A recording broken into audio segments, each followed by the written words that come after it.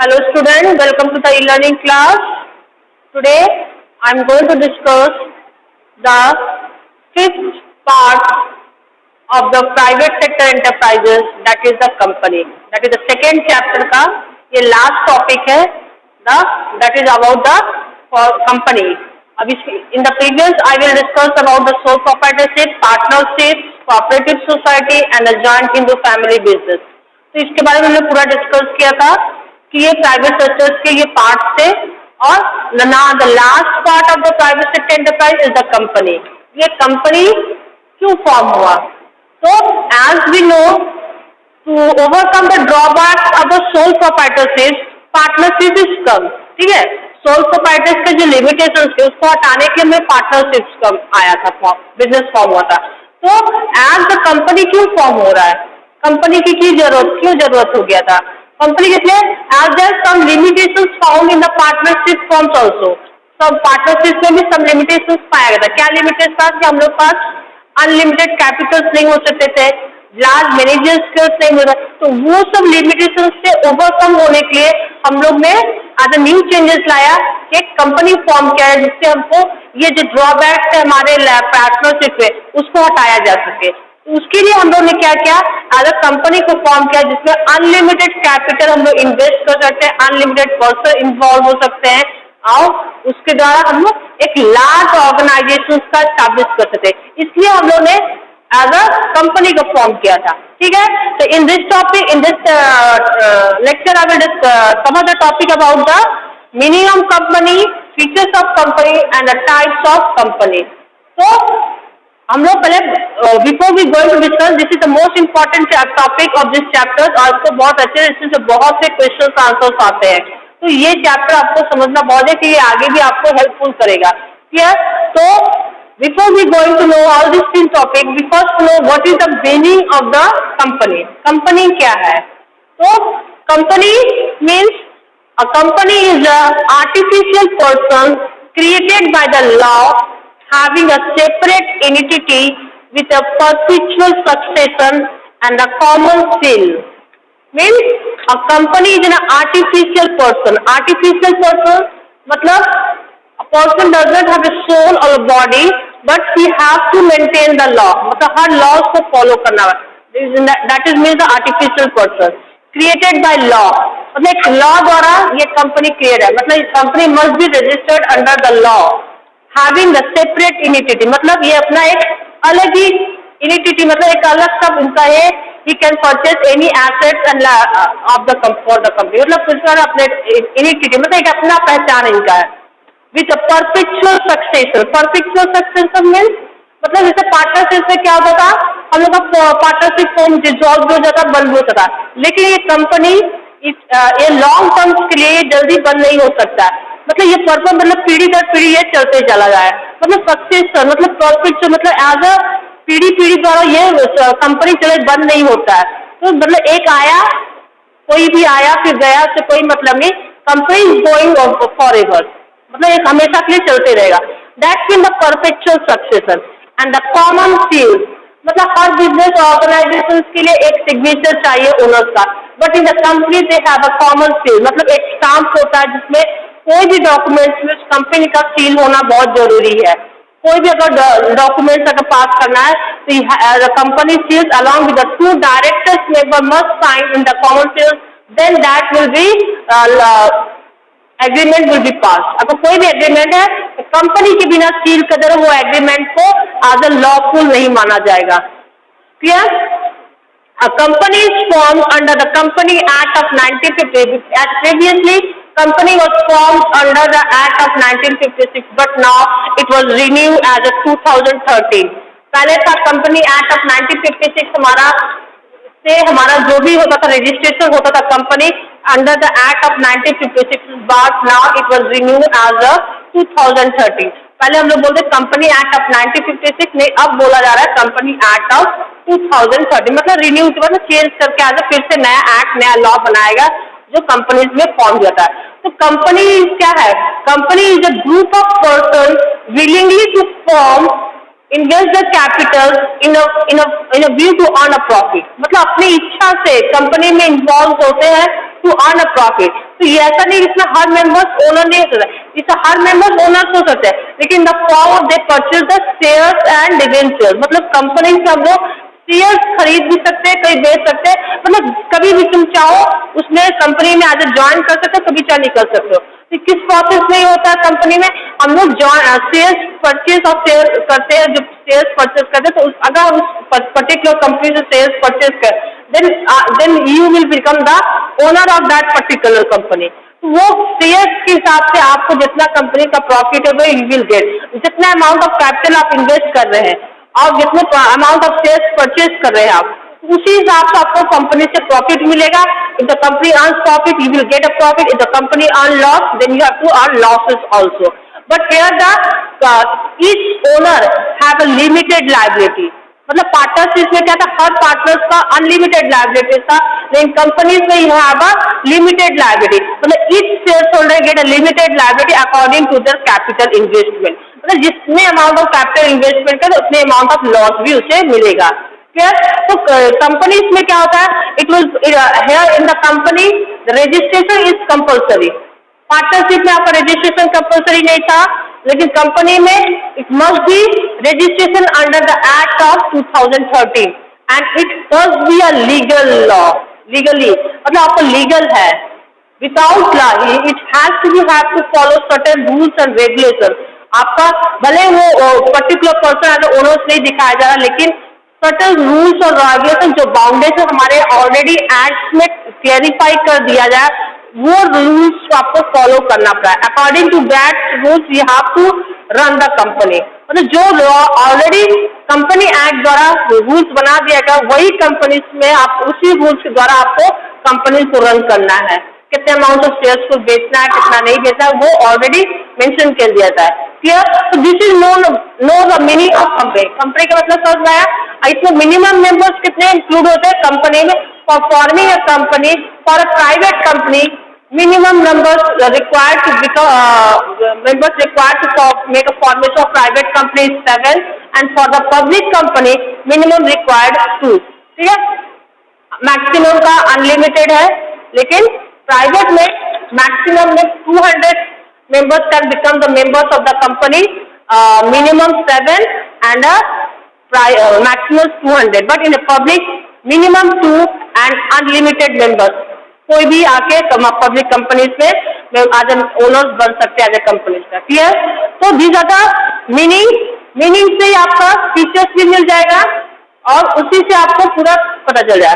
तो as you know the what is the company, next we come to the topic that is the features of the company. तो हम लोग का क्या features है companies में? First, it is incorporate associated of a person. Incorporate association of a person means कितने members, how many members are required to become a form of company? How many members are required to? For a private company, minimum 7 members are required to form a company, but for a public company, minimum 2 members are required to form a company। ठीक है? तो इसमें क्या आता है? तो कितने persons required हुए? 7 for a private company and 2 for a public company, but maximum is unlimited। ठीक है? प्राइवेट के लिए आपको चाहिए 7 and public it will be 2। okay? So for the incorporation association of persons means how many members are required to form a company। clear? Next, artificial legal person। artificial legal person means company is formed by the law। Company जब भी form करेगा must have a legal law, मतलब इसको law द्वारा, मतलब इस person company का कोई बॉडी और सोर्स नहीं है, लेकिन you have to follow certain rules and regulations that have to run the company। मतलब ऐसा certain rules और regulations कंपनी एक्ट द्वारा फॉर्म किया जाएगा, वो उसी द्वारा उसको फॉलो करना है। मतलब एज अ ह्यूमन बीइंग की तरह नहीं है, आर्टिफिशियल मतलब artificial as a not actually human being, not actually human but he is bind to follow all the rules and regulations of the company. Clear? As a human being न होने की वजह से, उनका एक्चुअल बॉडी सोल न होने की वजह से, लेकिन उनको जो भी रूल्स और रेगुलेशन है उसको फॉलो करना है कंपनी में as a artificial. Clear? Next, separate legal entity. Separate means the company has a separate legal entity. Means it can, the company can purchase its own assets for the owner. मतलब कोई भी अपना asset भी कर सकता है, और अगर किसी को क्लेम भी करना है किसी चीज को, अगर वो अपने अलग से वो क्लेम भी कर सकता है। अगर कोई पर्सन पर्टिकुलर कोई इसको हैम्पर करे तो उसके खिलाफ वो क्लेम भी कर सकता है। तो company must have a separately, मतलब इसकी अपनी अलग सी पहचान है। अगर कोई भी कंपनी के द्वारा वो लीगल एंटिटी मतलब कुछ करना चाहे तो वो अपना कर सकता है, अपना एसेट भी परचेज लाइबिलिटीज है तो अपनी लाइबिलिटीज भी अपनी कंपनी के द्वारा दे सकता है। तो company has a separate legal entity. Perpetual succession, perpetual succession, whatever the members may become or go, that doesn't affect the company formation। मतलब कंपनी को कभी अफेक्ट नहीं करे, कोई मेंबर आए या जाए उससे कंपनी कोई पर, the company will be go on for ever. मतलब ये सीढ़ी दर सीढ़ी चलता रहेगा। ऐसा नहीं कि कोई शेयर होल्डर अपना शेयर बेच दिया तो हमारा कंपनी बंद हो गया, ऐसा नहीं हो सकता है। कोई भी शेयर अपना शेयर कभी भी खरीद सकता है, कभी बेच सकता है। he was free to purchase and sell his shares at any time। तो उससे हमारा कोई कंपनी में नहीं है, एक शेयर होल्डर जाएंगे दूसरे आएंगे। तो that mean the perpetual section, मतलब वो कोई आए जाए कंपनी को कोई फर्क नहीं, वो अपना business company as a organisation run smoothly run कर रहा है, किसी के आने जाने से उसको कोई इफेक्ट नहीं पड़ रहा है। Clear? That is known the perpetual succession. Next, common seal. A company has a common seal, मतलब a stamp or registered has been given by the Company Act of 1956 that the company must have a common seal for approval for any agreement। मतलब कोई भी agreement को approve करने के लिए you have to have a company seal.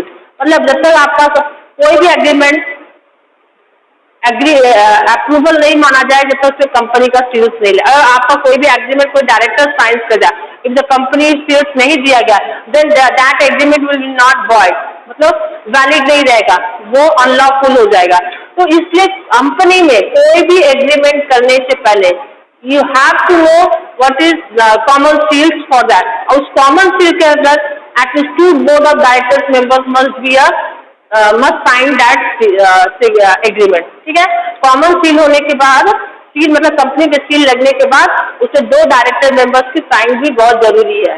तो for another features of the company that the company must have a common seal for approving the agreement.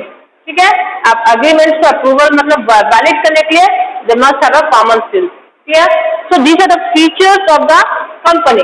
Next, the next topic, that is the types of company. Types of companies are divided. The company is divided into 3 types. First, that is the private companies. Second, public company, and the third is the one-person company, that is OPC. So there are 3 types of companies: public, private, and OPC. So first we'll discuss about the private companies. Private companies जिसको बोला जा रहा है as according to the section 268 of Company Act of 2013, private companies are those companies who are not allowed to sell their shares to the general public। Means here private companies में according to the Company Act of 2013 मतलब बाहरी लोग को shares नहीं दिया जाएगा sales कर, मतलब कोई बाहरी मेंबर्स इस कंपनीज का एज ओनर्स मतलब एज शेयर होल्डर्स नहीं बन सकते, मतलब एज जनरल पब्लिक को शेयर्स नहीं दिया जाए। Only the some members who are privately involve in the company they will get the shares among the companies, not the local people will allow to get the shares from the companies. Clear? Private company में formation के कितने members है? Minimum 7 members and maximum 200 members required to form the private company। मतलब private company की आपके लिए minimum 7 and the maximum 200। And private company is also registered under the Company Act of 2013। मतलब ये प्राइवेट कंपनी ऐसा नहीं कि आपको रजिस्टर्ड नहीं चाहिए, private company have to be registered under the Company Act। Clear? So this is the private company। The public company according to the section 271 of Company Act of 2013, all the members were allowed to purchase the shares of the public companies। मतलब public companies में जो all the people whether the high class related या lower class related, हर member also able to purchase the share, you can, मतलब हर लोग इसमें purchase share कर सकते हैं, इन्वॉल्व कर सकते हैं। तो इसमें मिनिमम मेंबर्स कितने रिक्वायर्ड होते हैं पब्लिक कंपनी में? Only 2 were required to make a formation of the public company and the maximum is unlimited, मतलब अनलिमिटेड पर्सन, मतलब यहाँ कोई बाउंडेशन नहीं है कि आपको 200-300 members require to make maximum. तो यहाँ पब्लिक कंपनीज में कोई भी यहाँ पे परचेज कर सकता है share at any time and any time you can sell the share, clear.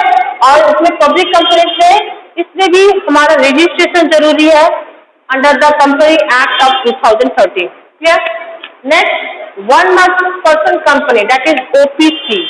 1 person company means here the shares belong to only 1 person of the company, मतलब कंपनी का सिर्फ एक ही ओनर रहेगा, वही पूरा शेयर खरीदेगा, उसमें कोई बाहरी लोग इन्वॉल्व नहीं, only the 1 person is able to purchase the whole shares of the company, clear. तो इसमें कोई बाहरी involve, only 1 person is the owner of the company and he is the only liable to bear all the assets, liabilities, profit and losses, clear.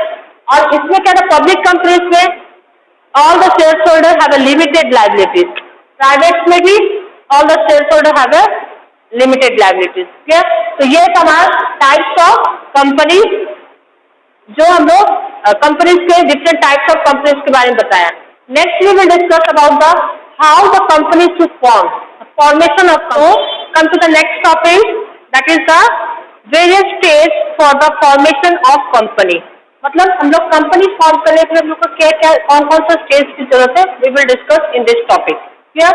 तो various stage for the formation of company, first is the promotion, incorporation, capital subscription stage and the commencement of business. मतलब company start करने के लिए हमको ये 4 process की जरूरत है, तब हम लोग एक सक्सेसफुल कंपनीज को रन कर सकते हैं। तो first we will discuss about the promotion. तो व्हाट इज प्रमोशन? प्रमोशन क्या होता है? तो कोई भी चीज हम लोग को स्टैब्लिश करने के लिए हम लोग को पहले इसकी प्लानिंग करना पड़ेगा, ऑर्गेनाइजिंग में उसकी रिसोर्स की जरूरत है, कितनी क्या जरूरत। तो कोई भी कंपनी फॉर्म करने के लिए पहले मन में आइडिया आएगा कि हमको एक कंपनी फॉर्म करना है। तो an individual or a group of persons creates an idea for making a company, how to make a company, how to plan the company, how to establish set the company, where, मतलब किस जगह पर set करना है, कितने amount of capital invest करना है, किस टाइप्स की कंपनी सेट करना है। तो ये ऑल जो ये पूरा अरेंजमेंट है, मतलब प्लानिंग ऑफ बिजनेस, मतलब हम लोग के जो थिंकिंग करना है कि हम लोग को फ्यूचर में हम लोग को बिजनेस को स्टैब्लिश करना है, उसको हम लोग बोलते हैं प्रमोशन। मतलब जो हम लोग को सपोज हम लोग का कोई भी अगर particular person wants to establish setting a company for a, उसके लिए हम लोग सोचेगा उसके लिए पर्टिकुलर प्लेस कहाँ है, हमको कैपिटल कहाँ से आएगा। तो वो जो arrangement, planning and arrangement of resources is known as the promotion. Promotion का मतलब हमको प्लानिंग करना है, हमको कहाँ पर बिजनेस स्टार्ट करना है, कितने अमाउंट ऑफ कैपिटल है, क्या क्या प्रोसेस इन्वॉल्व करना है, किस टाइप का प्रोडक्ट बनाना है, कितना हमारा सेल मार्केट है, कि गवर्नमेंट पॉलिसी उसमें क्या है, हमारा प्रॉफिट मार्जिन क्या है। तो जो आइडिया उसके मन में आ रहा है उसको हमको बोलते हैं as a promotion. So promotion starts with the conception of the idea from which the business is to be evolved and continuous। मतलब एक आइडिया है हमारे बिजनेस कंसेप्ट का, idea from which the business is to be evolved, मतलब starting से and continue down to point at which the business is fully and really to begin operation as a going concern। मतलब starting से जब तक हमारा business concept start नहीं हो जाता तब तक का जो आइडिया प्लानिंग बनाया जा रहा है उसको हम लोग बोलते हैं प्रमोशन। एंड द प्रमोशन मतलब ये कौन लेता है, ये आइडिया कौन बनाता, कौन है?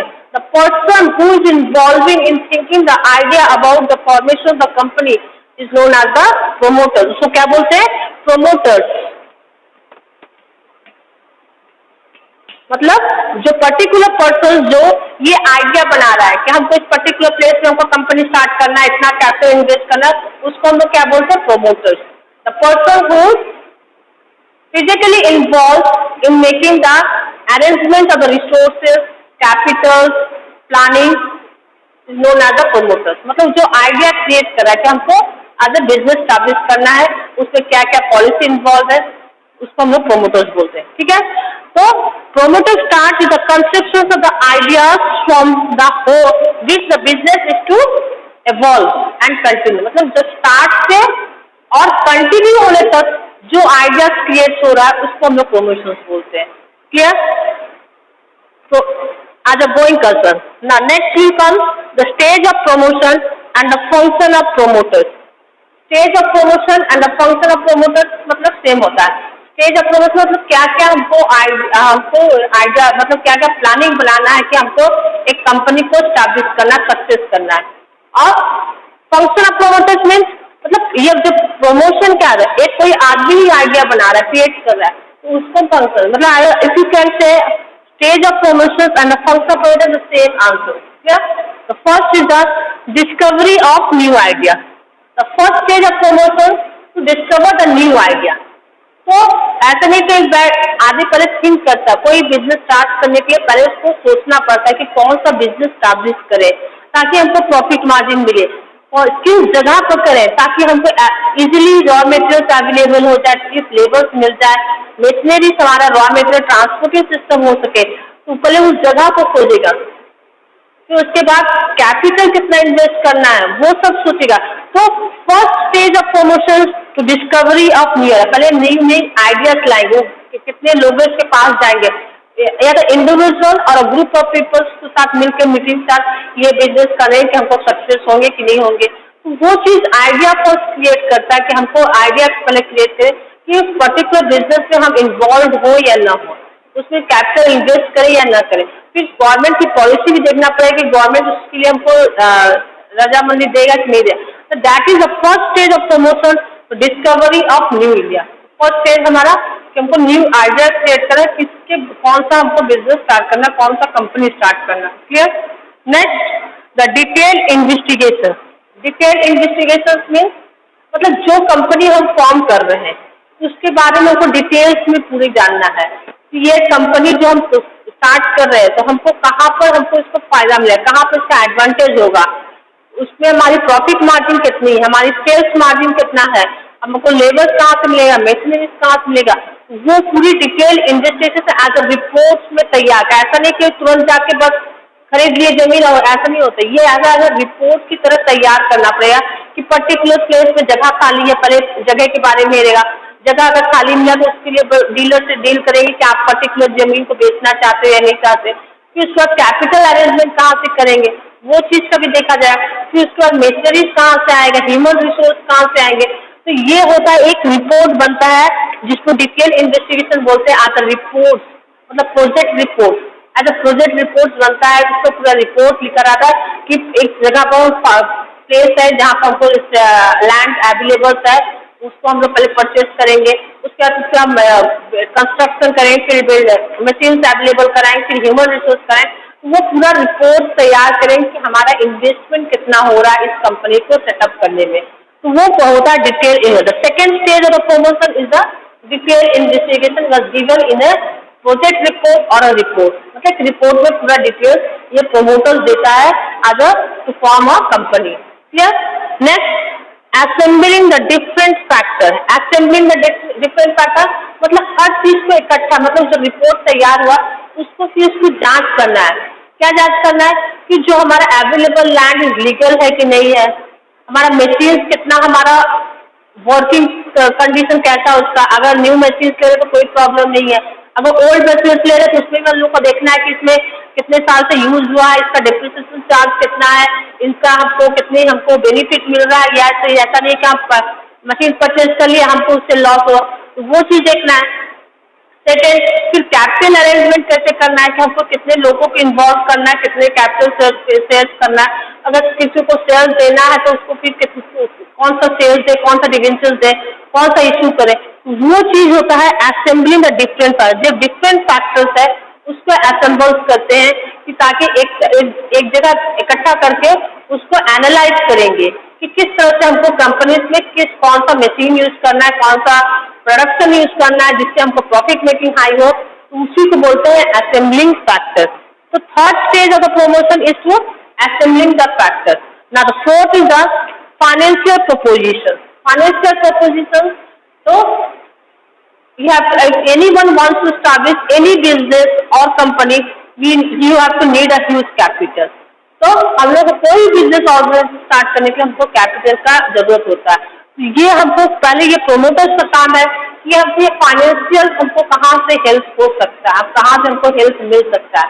तो इसके लिए डिफरेंट टाइप ऑफ शेयर्स और डिविजन पर इशू करेंगे, बैंक से लोन लेंगे, बहुत से क्रेडिटर्स से भी लोन ले सकते हैं.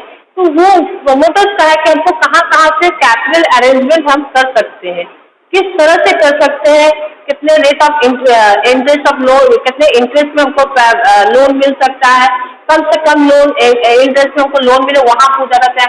बहुत से फाइनेंशियल सेल्स हेल्पर्स भी होते हैं, वहाँ पे वो लोग प्रोमोटर्स का है कि जहाँ पे उनको फाइनेंशियल हेल्प मिल सके. तो ये हमारा प्रोमोटर्स का लास्ट स्टेज है जहाँ पर हमको फाइनेंशियल अरेंजमेंट करना पड़ेगा. तो फाइनेंशियल अरेंजमेंट होने के बाद हमारा नेक्स्ट स्टेप आता है इनकॉर्पोरेशन. तो प्रमोशन का पहला फोर्थ स्टेज है. फर्स्ट स्टेज है पहले न्यू आइडियाज क्रिएट करना, फिर डिटेल इन्वेस्टिगेशन लेना, फिर assembling the different factor and last stage of promotion to arrangement of the financial. मतलब फाइनेंशियल किस तरह से हेल्प हम लोग को एस्टैब्लिश द कंपनी को कैसे हम लोग फाइनेंशियली प्रमोट कर सकते हैं. Clear? So these are the second stage for the formations of the company, that is the incorporation. So first we will discuss about the promotions.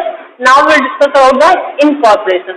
Promotions हमें बताया था कि नई आइडिया बनाना, किस तरह से planning of organizing the all the resources for the forming the company. मतलब planning और ऑर्गेनाइजिंग और मतलब arrangement of capital, human resource, मतलब जो भी. Now second stage of the formation of the company is incorporation. Now what is the incorporation means? Incorporation means the when all the filing reports is already maintained, मतलब जब सब चीज maintain हो जाएगा. Now it's a time for the registered under the Company Act of 1956 और 2013. जब पूरा चीज का अरेंजमेंट हो गया, किस क्या सा हमको प्रोडक्शन बनाना, किसी कंपनी स्टार्ट करना, कौन सा प्रोडक्शन तैयार करना, जब सब चीज आए देन एक रिपोर्ट, एक डॉक्यूमेंट बना के हमको एक रजिस्टर्ड कंपनी में अपना डॉक्यूमेंट फाइल को सबमिट करना है with registration fees. Registration fees के साथ हमको एक फाइल डॉक्यूमेंट सबमिट करना है, उसको हम लोग बोलते हैं as a incorporation. Clear? The incorporation refers to registration of the company under the company act of 1956 और 2000.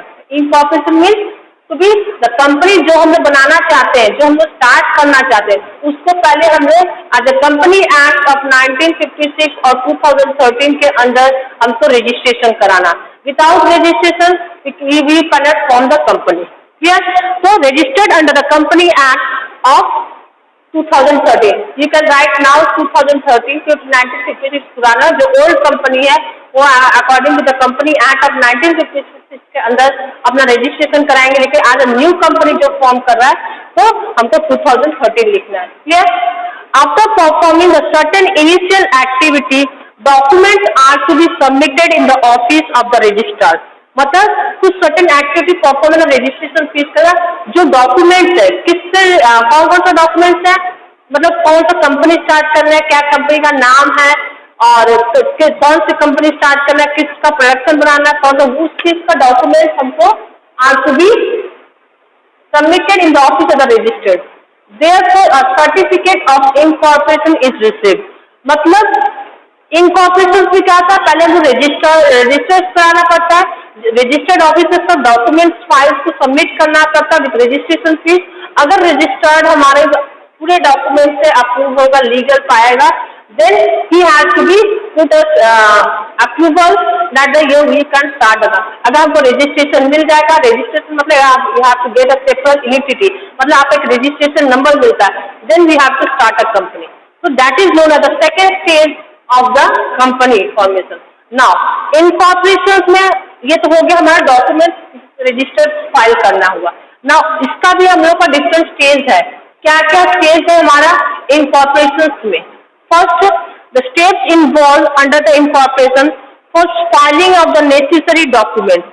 Filing of the necessary documents means हमको कुछ ऐसा डॉक्यूमेंट होता है जो हमको रजिस्टर्ड ऑफिस में सबमिट करना पड़ता है। कौन कौन सा डॉक्यूमेंट है?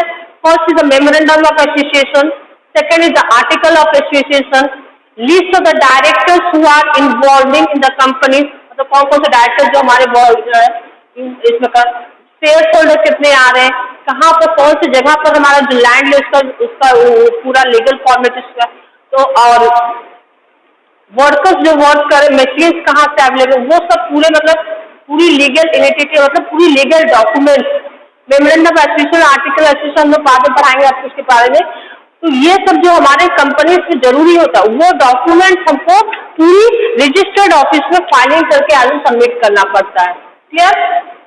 Next step, payment of fees. Payment of fees मतलब फाइलिंग का डॉक्यूमेंट, मतलब जब डॉक्यूमेंट सबमिट करना पड़ता है तो हमको एज अ रजिस्ट्रेशन फीस भी जमा करना है according to the authority of the capital. मतलब क्या आप अपने कैपिटल के हिसाब से वो रजिस्ट्रेशन फीस होता है, वो कंपनी रजिस्टर ऑफिस डिसाइड करता है कितना आपको फीस है। Then when you filing the document you have to pay the registration fees for the registration of the company. आपको एक रजिस्ट्रेशन फीस भी सबमिट करना पड़ता है फॉर द रजिस्ट्रेशन, मतलब अपनी कंपनी को रजिस्टर्ड करने के लिए आपको एक certain amount of fees submit करना पड़ता है। That is known as the payment of fees. That is the second stage of the incorporation. Clear? Now the third is the registration. Registration. Now registration means पहले जो registered office होता है, जो registrar होता है, वो हमारे पूरे डॉक्यूमेंट्स को चेक करेगा whether it was legal or not। मतलब जो हम लोग कंपनी फॉर्म कर ले, जो अपनी मेमोरेंडम ऑफ एसोसिएशन दिखा रहे, आर्टिकल ऑफ एसोसिएशन में दिखा रहे, बोर्ड ऑफ डायरेक्टर्स के मेंबर्स दिखा रहे, वो देखेगा कि ये सब लीगल है कि नहीं, हम लोग जो कंपनी स्टार्ट कर रहे हैं वो लीगली है कि नहीं, लॉफुल है कि नहीं, वो हमारे जो सोसाइटी को हार्मफुल तो नहीं कर रहा है। वो अगर उसको वो सब चीज लीगल डॉक्यूमेंट से अप्रूव होगा, सहमत होगा, then we will make a registration of that company. अपने पूरी डॉक्यूमेंट चेक करने के बाद along with the payment of registration fees, then he will consider that the following company should be registered under the company act. ठीक है? तो पूरी document check करना, रजिस्ट्रेशन फीस चेक करने के बाद वो रजिस्टर्ड ऑफिशियल अप्रूवल देगा that the following company has to be registered under the company act. मतलब उसको एक पहचान मिल जाएगा एज अ कंपनी एक्ट की तरफ से। ठीक है ना? The certificate of incorporation after registration का द रजिस्टर ऑफिस अप्रूवल दे देगा, एज अ कंपनी में सील दे देगा। देन एक सर्टिफिकेट मिलता है इनकॉर्पोरेशन की तरफ से उसको कि you are now ready to start your business in a particular place.